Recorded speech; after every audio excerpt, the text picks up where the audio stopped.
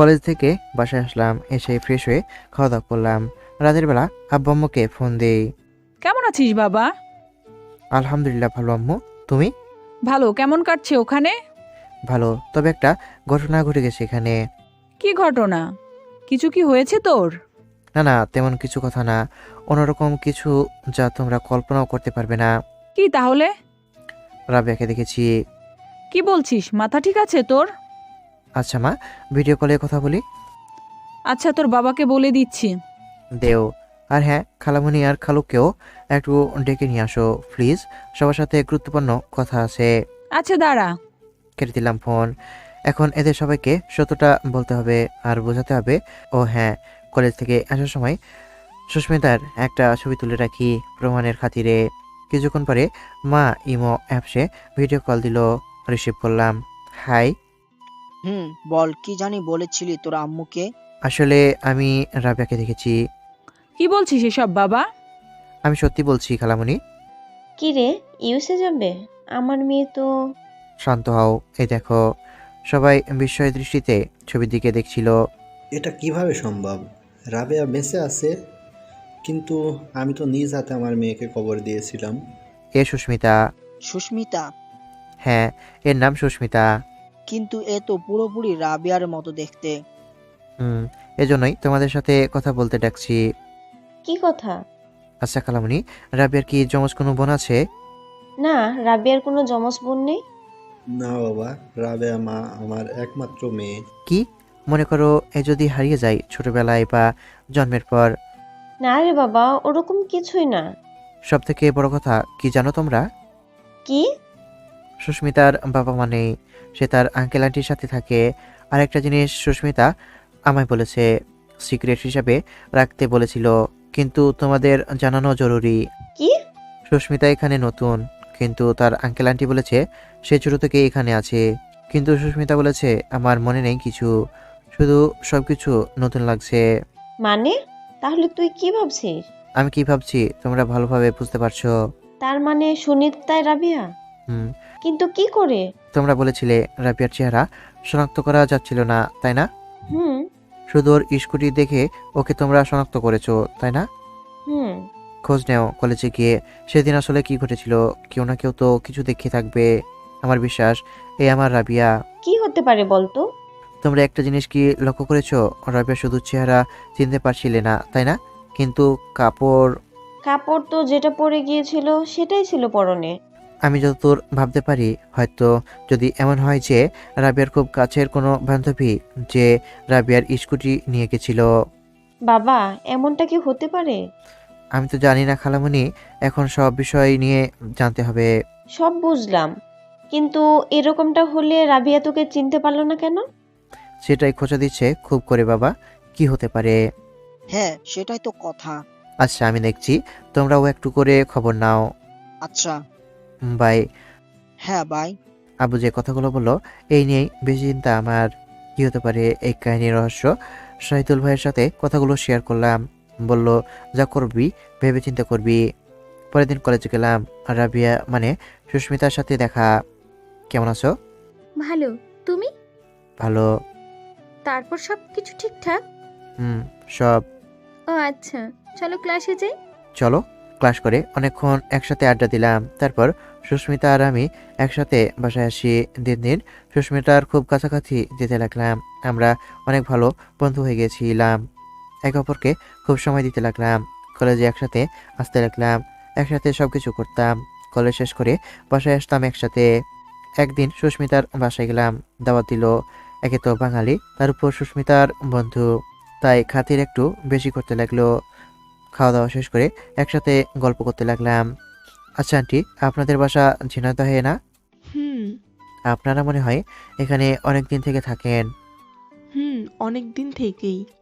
ও, আপনাদের বাচ্চা নেই? না বাবা, সুস্মিতাই আমাদের সব। ও আচ্ছা। তোমার বাসা কই বাংলাদেশে? গ্রাম সাধুয়াটি, পোস্ট বিপ্লব কাদিয়া, থানা শৈলকুপ। ও আচ্ছা। তাহলে আমি আজকে উঠি আন্টি। এখনই যাবা? জি। আচ্ছা বাবা, আবার আসিও। আচ্ছা। সুস্মিতার কাছ থেকে বিদায় নিয়ে বাসায় চলে আসি। একটা জিনিস তো পরিষ্কার, কিছু কাহিনী এখানেও আছে। কেননা আমায় কথাগুলো বলার সময় আন্টি মাঝে মধ্যে আটকে যাচ্ছিল, কিন্তু তার আপন হলে কি বলার মধ্যে এমন হতো।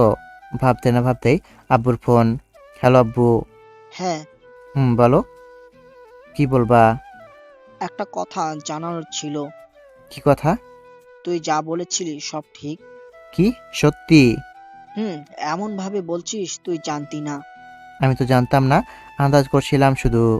আমরা তো ভেবেছিলাম তুই সব জানিস। না, আচ্ছা, আর কি জানতে পারলা? তারপর আব্বু যা বললো তা শুনে এটা প্রমাণ হলো যে হ্যাঁ, রাবিয়া বেঁচে আছে। এখন এটা জানতে হবে সুস্মিতা কি রাবিয়া।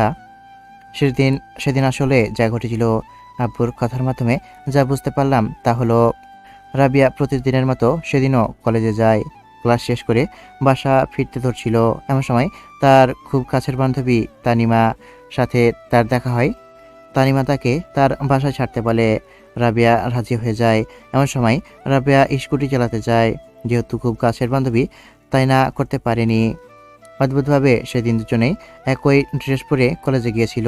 তানিমা যে নতুন গাড়ি চালানো শুরু করেছে তা রাবিয়া জানতো না। তিন রাস্তার মোড়ে এসে মোড় ঘোরার সময় একটা ট্রাক এসে তাদেরকে চাপা দেয়। তানিমা সেখানেই মারা যায় আর রাবিয়াকে হাসপাতালে নিয়ে যাওয়া হয়। তাহলে সে সুস্থ হয়ে বাসায় ফিরল না কেন? তানিমার পরিবার তার খোঁজ নিল না কেন? কেননা তানিমাকে তো রাবিয়ার পরিবার দাফন করে।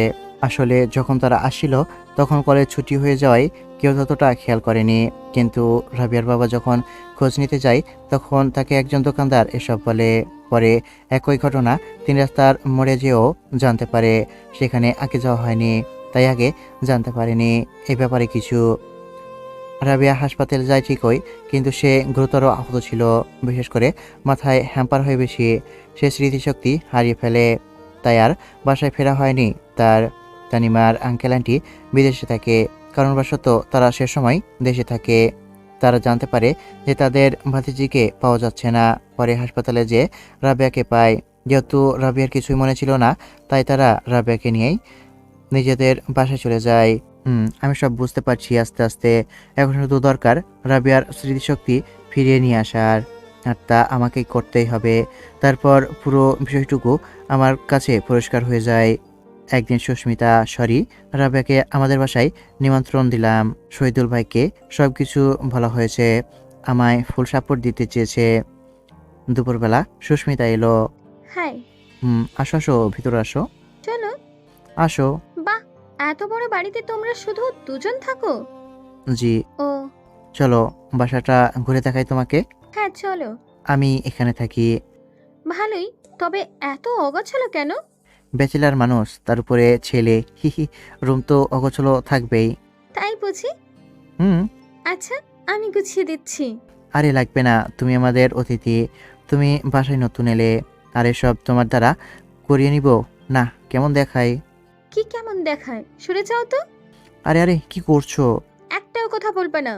আচ্ছা, মিনিটের মধ্যে রুম পরিষ্কার করে দিল। এখন অনেক সুন্দর লাগছে, কেমন করে দিলাম? বলার বাহিরে। তাই? অনেক সুন্দর গোছাতে পারো তো। কার কাছে শিখেছ? কারো কাছে যে মনে নেই, মনে হয় আন্টির কাছে। ও, চলো লাঞ্চ করা যাক। হ্যাঁ চলো। লাঞ্চ করতে বসলাম, খাচ্ছি আর ভাবছি খালামণিও সবসময় গোছগাছ করে রাখতো সবকিছু। রাবিয়া এসব কিছু শিখেছে খালামণির কাছ থেকেই। আর এখন আরেকটা কথা, রাবিয়ার সাথে আজকে খালামণি, খালু আর আব্বাম্মুর সাথে কথা বলাই দিব। সবাইকে তো কিছু বলতে নিষেধ করেছি, এখন আমার কথা শুনলে হয়। খাওয়া দাওয়া শেষ করে আব্বুকে ফোন দিলাম। ইমো অ্যাপে আব্বু রিসিভ করলো। আসসালামু আলাইকুম আব্বু। ওয়ালাইকুম আসসালাম, কেমন আছিস? ভালো, তুমি? আমিও। আব্বু আম্মু খালামণি খালু কই? এই তো আমার পাশে আছে। আব্বু, তোমাদেরকে একজনের সাথে পরিচয় করিয়ে দিতে চাই। এ হলো সুস্মিতা, আমার কলেজ ফ্রেন্ড। আসসালামু আলাইকুম। সবাই চেয়ে আছে তার দিকে। সুস্মিতা ইতস্ত বোধ করছিল মনে হয়। আমি ইশারাতে সবাইকে সাবধান করে দিলাম। ওয়ালাইকুম আসসালাম। সুস্মিতা, এ হলো আমার আব্বু, ইনি হলো আমার আম্মু, ইনি হলো খালামণি, আর ইনি খালু। ও, আমি সুস্মিতা। কেমন আছো মা? ভালো। আন্টি আপনি? জি, আমিও ভালো। এমন সময় খালামণি কাঁদতে শুরু করে। আমি তো কি করব না করব ভাবছিলাম। এমন সময় কল কেটে যায়। আচ্ছা, উনি এভাবে কাঁদছিলেন কেন? আসলে তোমাকে তো বলেছিলাম তাই না, যে তোমার মতো দেখতে আমার একজন খালাতো বোন ছিল, তার মা ইনি। তোমাকে দেখে হয়তো নিজেকে ধরে রাখতে পারিনি, নিজের মেয়ের কথা মনে পড়েছে মনে হয়। ও আচ্ছা, সো স্যাড। হুম। আচ্ছা, তাহলে আজ আমি আসি। আমি নামিয়ে দিয়ে আসি। আচ্ছা চলো। দুজনে একসাথে হাঁটছিলাম। কাছে যেহেতু রাবিয়া ওরফে সুস্মিতার বাসা, তাই হেঁটে হেঁটেই যাচ্ছিলাম। মনে হচ্ছিল মনের না বলা কথাগুলো তাকে বলে দেয়, যা বলতে চেয়েও বলতে পারিনি। না, কি হবে পরে দেখা যাবে, আজকে বলেই দিব। সুস্মিতা, একটা কথা বলার ছিল, যদি তুমি কিছু না মনে করো তো। হ্যাঁ বলো। আসলে আমি তোমাকে আমি তোমাকে কি? আসলে আমি তোমাকে অনেক ভালোবাসি। বুদ্ধ, কেন? তুমি বোঝো না? কি বুঝবো? আমিও তোমাকে ভালোবাসি, না হলে তোমার এত কাছাকাছি আসি?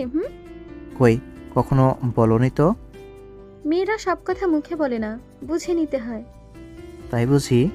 হুম এখন ভালোভাবে প্রপোজ করবে আমায়, ফুল দিয়ে। ফুল তো নেই সাথে। কালকে কলেজে নিয়ে আসবে। জি হুকুম মহারানী। হাতটা ধরলাম, হাঁটছি একসাথে। আবার ফিরে পেলাম তাকে। যাক, না বলা কথাগুলো বলে দিলাম, বাকিগুলো অবশ্য কালকে বলবো। তাতে কি হয়েছে তো আমার। সুস্মিতাকে রেখে বাসায় আসলাম। সবাইকে বললাম, শহীদুল ভাইকে ট্রিটও দিলাম। আর রাতে তার কথা ভাবতে ভাবতে ঘুমিয়ে পড়লাম। সকালবেলা তাড়াতাড়ি উঠে ফ্রেশ হয়ে খাওয়া দাওয়া করে ফুল কিনে কলেজে গেলাম। অনেক আগে এসে পড়েছি। মনে মনে ভাবছি, এমন সময় দেখি সামনে সুস্মিতা। তুমি কি আমি? এত তাড়াতাড়ি? বাহ, ভুলেই গেলে। না, ভুলে যাইনি, তবে এত তাড়াতাড়ি আসবে ভাবিনি। অনেক হয়েছে এগুলো কথা, বাদ দাও। আচ্ছা, করো কি? প্রপোজ। হাঁটু গেড়ে গোলাপ বাড়িয়ে। ও আচ্ছা, তোমাকে দেখে ভুলে গিয়েছিলাম। হ্যাঁ তাড়াতাড়ি করো। হ্যাঁ করছি। করো। আমার কোনো রাজ্য নেই, তবে আমি একটা রাজ্যের অধিপতি। তা হলো আমার বাবার গড়া রাজ্যের। আমি তোমাকে সেই রাজ্যের রাজকুমারী আর রাজকন্যার আম্মা বানাতে চাই। হবে সেই রাজ্যের একমাত্র রানী। কি? কি কি? একমাত্র বললা কেন? তো কি বলবো, দুই মাত্র। বলে দেখিও, পা ভেঙে দিব। হাহা, আচ্ছা, প্রপোজাল গ্রহণ করবা না? হ্যাঁ আমি হতে চাই। হাহা। চলো যাওয়া যায়। হাত ধরে কলেজে গেলাম। যেহেতু এটা বিদেশ, তাই এখানে এসব কিছুতে কেউ মাইন্ড করে না। এখন আমার লক্ষ্য হলো রাবিয়ার স্মৃতিশক্তি ফিরিয়ে আনা, যার মাধ্যমে সব আবার আগের মতো হয়ে ঠিক হয়ে যাবে।